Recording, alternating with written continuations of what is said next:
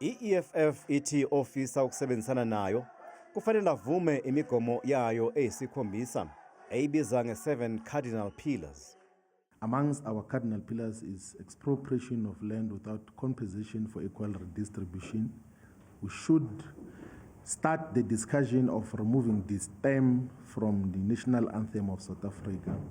I-EFF ithi ke angeke ibandakanye nohulumeni ofaka phakathi DA ne-FF Plus. We do not want to form any part of a government with representatives of the white colonial and apartheid system.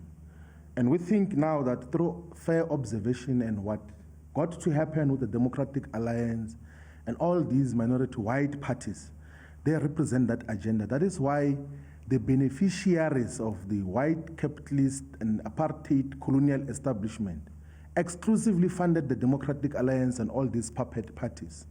I-EFF izokuba nezingxoxo neqembu MK Party.